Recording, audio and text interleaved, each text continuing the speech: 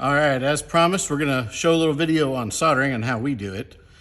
So as you see, I've already got a mock-up here of what I've done. I've got the orange wire. I'm gonna attach this red wire. So for the stripping purposes, I use Pressmaster strippers. Love them, they're fantastic. You can find them on CrushinAg.com if you wanna get a pair. Kind of hang it out to the side like so.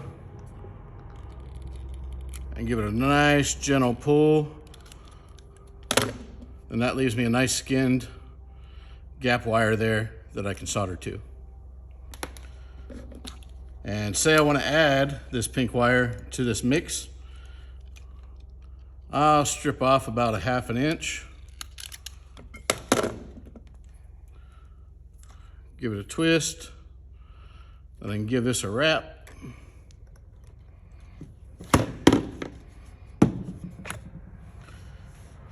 Now, I use the Weller WEP 70 soldering iron. I really like it.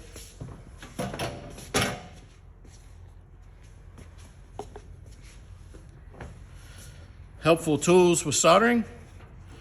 I call it my C3PO or R2D2. Believe it or not, I'm not a Star Wars fan, but it's a nice tip cleaning tool. Stick it in.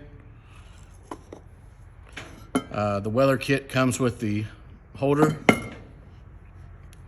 And then we got these wire brackets, which I got from our local Snap-on dealer. I'm not sure where else. I know they don't make them, but they are super, super handy. It bends, flexible. You can spin this base off.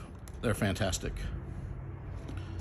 So anyway, I got my solder. I like to use a real thin line solder.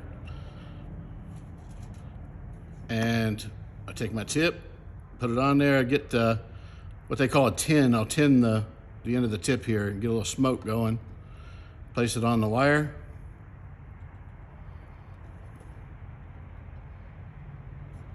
Once I get a little on there, kind of let it soak in for just a second with that heat, like a sponge.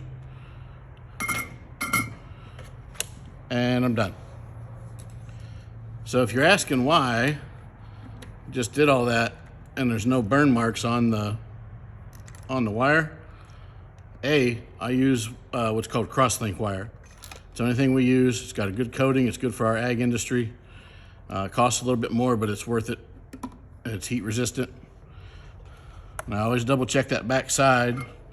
As you see, we missed a little bit there. Didn't soak through. The more wires you put, the more that's going to happen. So easy peasy. We're just going to heat it up. Get a little smoky smoke. Yeah, and that gets hot. Yep, sure does. All right. That, my friends, is how we make a splice solder.